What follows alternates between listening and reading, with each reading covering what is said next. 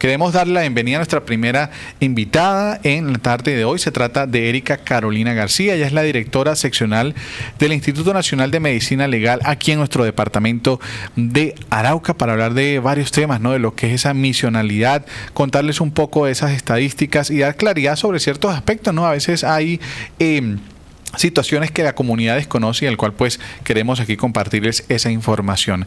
Erika Carolina García, bienvenida al Aire Noticias. ¿Cómo me le va? Buenas noches para todos, William y la mesa de trabajo y todos los radioescuchas del departamento de Arauca. Agradeciendo la invitación a este espacio, siempre hemos tenido las puertas abiertas en Al Aire Noticias y como usted lo decía, estamos aquí como para presentar un balance de lo que han sido cifras de violencia tomadas por el Instituto durante el año 2024 y también aclarar algunas inquietudes que a veces surgen en la comunidad. Bueno, doctora Carolina, ya habíamos hablado creo que hace más de un año, ¿no? Y entregábamos también esa información a la comunidad. ¿Cómo nos ha ido, ¿no? En ese tema? Porque son varios, digamos, los frentes que atiende, en este caso, el Instituto Nacional de Medicina Legal, que, por ejemplo, los homicidios, también las muertes por accidentes de tránsito, violencias basadas en género, son varios frentes y que obviamente ustedes con mucha responsabilidad atienden, ¿no?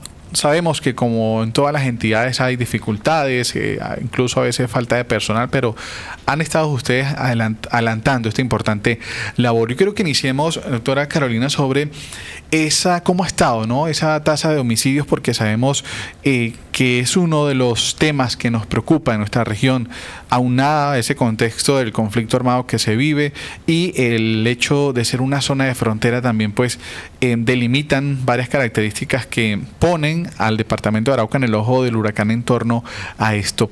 ¿Cómo nos fue, por ejemplo, en el 2024 en materia de muertes violentas?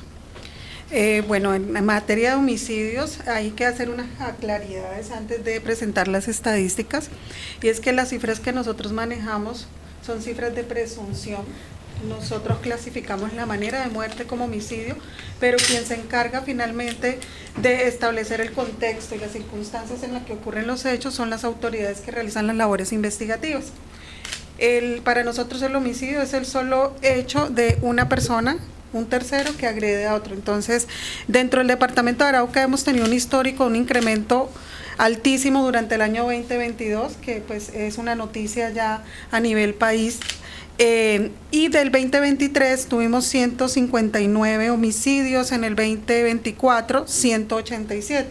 Quiere decir que volvió como al promedio que teníamos antes de la oleada de homicidios del 2022. Esos homicidios en su mayoría son ocasionados dentro del marco del contexto del conflicto armado, ocasionados por heridas por proyectil de arma de fuego.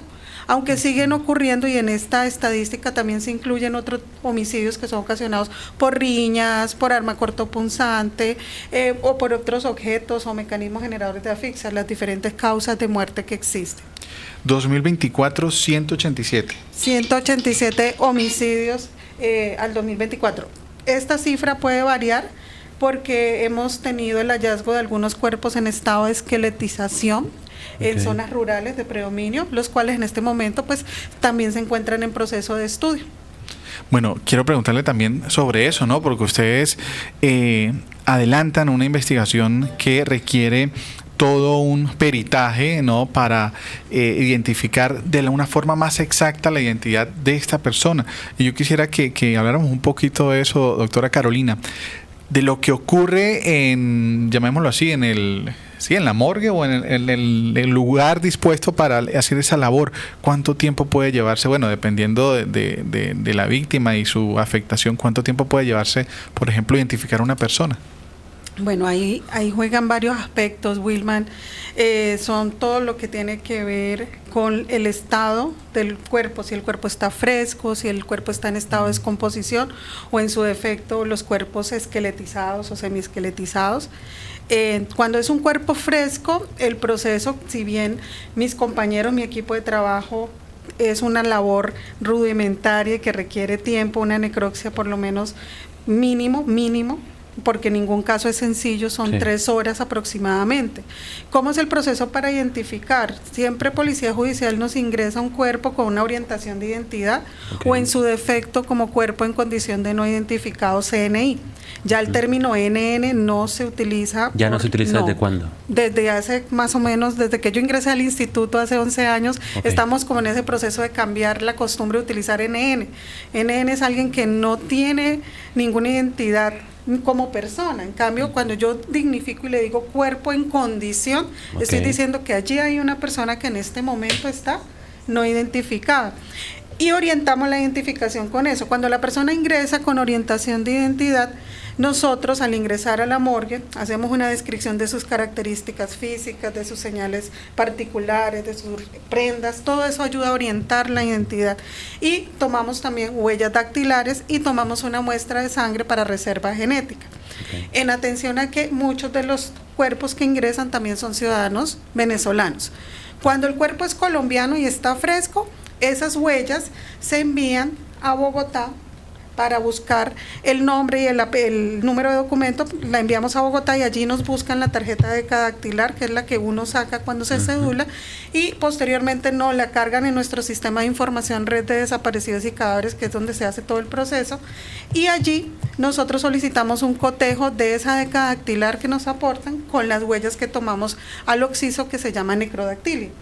Y el ofoscopista de turno nos emite un informe de identificación y ese es el que nos sirve para enviarle al fiscal que tiene el caso y decirle que ya se puede proceder, ya está identificado fehacientemente y se puede proceder con la entrega del cuerpo a la familia.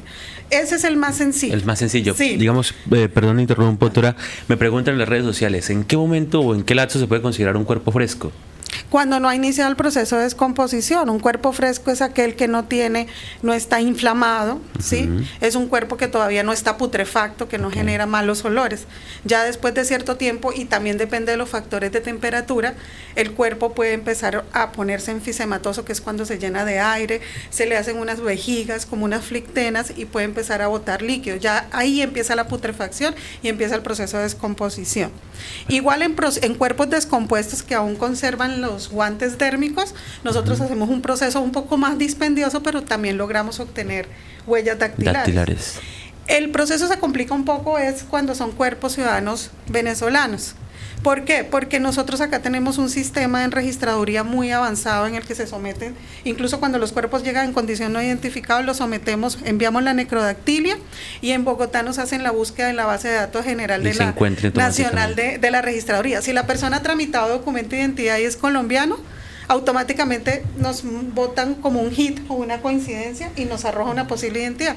Sistema que no existe con Venezuela. Lo que hacemos es procesar la necrodactilia para que nos den la seguridad que esa persona nunca ha tramitado documento acá. Y si la persona ingresa con una orientación de identidad, nos dan un nombre y un documento expedido en Venezuela, lo que hacemos es que tenemos un convenio con el SAIME, que es el Servicio Administrativo de Migración y Extranjería de Venezuela, y enviamos yo tengo la potestad desde la seccional, enviamos un oficio donde solicitamos que nos carguen la tarjeta alfabética o las huellas de cedulación con los datos biográficos de esa persona. Y ese es el único canal institucional entre países. A veces los familiares, nosotros vamos a traer las huellas, no, tiene que ser por un canal institucional. Ellos nos remiten, viene firmado por el responsable del área de la ofoscopia del SAIME y el ofoscopista hace la comparación con las huellas que nosotros le tomamos al cadáver y genera el informe de identificación. ¿Y ese trámite internacional entre el SAIME y la medicina legal, cuánto está demorando más o menos? Excelente pregunta. En ciertas épocas, hace mucho tiempo, unos años atrás, demoraba hasta 3 días, 4 días, una semana. Podemos tener respuestas rápidas cuando las huellas están a nivel central. Pero cuando las huellas están en ciertos municipios, ellos tienen que hacer la solicitud al Estado y eso puede demorar un poco más. A veces hemos tenido que nos demoran 4 días, 3 días, pero nos dan respuesta. O puede ocurrir el fenómeno de que se las hicieron en esas brigadas móviles, se cedularon y no hay huellas en el sistema y ahí se complica el proceso, porque es cuando la familia, no me quieren entregar el cuerpo. Lo que pasa es que los métodos de identificación de nosotros acá son rigurosos. Completamente diferentes también. Exactamente, nosotros confiamos en la buena fe de las personas, faltaba más, pero tenemos como instituto técnico científico, llevar un registro tenemos también que garantizar la la identificación fehaciente del cuerpo para diligenciar un certificado de función y dar por muerto a esta persona. Eso cuando son ciudadanos venezolanos. Cuando ya están muy avanzados en descomposición, que están esqueletizados o semiesqueletizados, los primeros tejidos que se pierden son los de las manos, son los más frágiles. Y muchas veces no se logra obtener huella dactilar y ya toca recurrir al método de genética. Si hay familiares disponibles, se toma muestra de estos familiares y se envía al laboratorio de genética. Nosotros acá en Arauca no tenemos laboratorios forenses. Todos los elementos materiales probatorios, las muestras que nosotros recolectamos, tenemos que direccionarlas a la regional, y los laboratorios de genética están en Villavicencio, que son los que nos colaboran con los procesos de identificación. Y pues ellos llegan allá a un turno para el análisis de las muestras, para la extracción del ADN, y hay que tener en cuenta que la extracción del ADN en huesos demora mucho más tiempo y hay que someterla a unos procesos adicionales que extraer ADN, por ejemplo, de una mancha de sangre. Claro, entonces, completamente distinto. Exacto, y esa información genética se consolida junto con la información no genética, que son las características, las prendas, los accesorios, y eso nos permite posteriormente hacer un informe integrado de identificación y poder realizar la entrega del cuerpo a los familiares previa orden de la autoridad. En Al Aire Noticias estamos dialogando con Erika Carolina García, la directora seccional del Instituto Nacional de Medicina Legal en Arauca. Doctora, quiero preguntarle un poco sobre, bueno, estamos ya adentrándonos en ese tema de lo que es el proceso, ¿no?, para la identificación de los cuerpos, pero ¿cuál es el dato frente a esto, ¿no?, de cuerpos no identificados y de ese... Hemos visto también, bueno, de otro lado, otra pregunta de eso, ¿cómo vienen trabajando con otras entidades? Por ejemplo, creo que se han venido adelantando exhumaciones en el cementerio con, en este caso creo que la JEP y también la Unidad de Búsqueda de Personas Dadas por Desaparecidas. No sé si ustedes tienen allí algún tipo también de intervención para esto. Hablemos un poco de esto, porque hemos visto en Saravena también, aquí en el municipio de Arauca, en los cementerios que han venido trabajando, interviniendo cada uno de ellos. Sí, o sea, el proceso que se adelanta para las identificaciones en este momento, en el año 2024, en el lapso de tiempo de 1 de enero a 31 de diciembre del año 2024, en el departamento de Arauca, tuvimos en total 12 cuerpos en condición de no identificados y 2 identificados no reclamados. ¿Sí? Estos cuerpos, cuando no aparecen familiares o cuando están en condición de no identificados, se espera un tiempo prudencial a que aparezca familia, se realizan labores de radiodifusión, nosotros enviamos oficios y comunicaciones a las diferentes emisoras y a los canales de comunicación. En sus labores sociales nos colaboran difundiendo estos mensajes, buscando familiares con las características, y si no aparecen, se solicita a la autoridad un procedimiento que se llama inhumación estatal y queda inhumado en una bóveda individual de cemento, la cual queda georreferenciada con registro fotográfico y pues se lleva la trazabilidad junto con el responsable del cementerio municipal, que es quien va finalmente a tener en custodia también ese cuerpo. Como lo decía William, nosotros venimos haciendo un trabajo muy valioso, interinstitucional, en pro de la búsqueda de personas desaparecidas. Lo venimos realizando con la Unidad de Búsqueda de Personas Dadas por Desaparecidas. Acá en Arauca hicimos la tercera intervención. Bueno, la Unidad de Búsqueda hizo la tercera intervención del Cementerio Municipal de Arauca, en la que se realizan exhumaciones o prospecciones de cuerpos que tienen probable orientación de identidad y que tienen familias buscadoras. ¿En qué punto nosotros abordamos los cuerpos? Nosotros, ¿qué apoyamos? Propiciamos todo el acervo documental de esas primeras necropsias que se le hicieron a esos cuerpos, que fue donde quedaron todas las documentadas, todas las labores de identificación, los hallazgos de necropsia, y ellos con un equipo interdisciplinario compuesto por antropólogo, odontólogo, médico, ¿sí?, forense, realizan algo que se llama una verificación de correspondencia de información post-mortem. Es verificar la información que aporta la familia buscadora con la información, cotejarla con la información de la primera necropsia que hace medicina legal y con los hallazgos al momento de exhumar el cuerpo, para poder decir que ese cuerpo sí corresponde a esta persona. eso más son cuerpos antiguos, ¿no? Porque los que no tenían de pronto la trazabilidad de lugar exacto, aunque medicina legal en eso ha sido muy juicioso, en llevar un registro minucioso en cada carpeta del caso de los sitios de inhumación, la georreferenciación, y eso ha ayudado a que esas verificaciones sean exitosas y que se pueda llegar a entregar muchos de esos cuerpos a sus familiares mediante un proceso de entrega digna. En el año 2024, ¿cuántas entregas oficiales se hicieron a familiares en el departamento de Arauca por parte de Medicina Legal?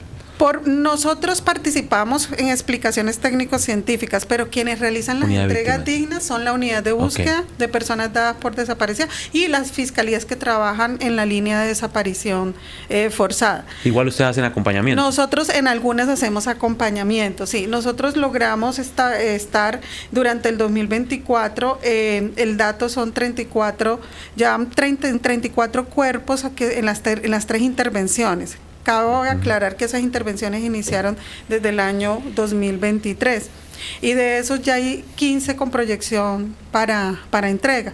Y la gran mayoría era desaparición forzada. Y la mayoría son de desaparición.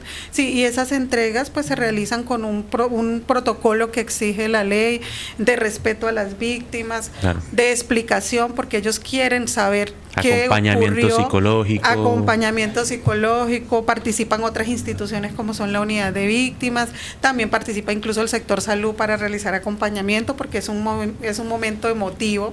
Total. Sí, en el que también muchos familiares tienen algunas condiciones médicas que exigen estar el acompañamiento.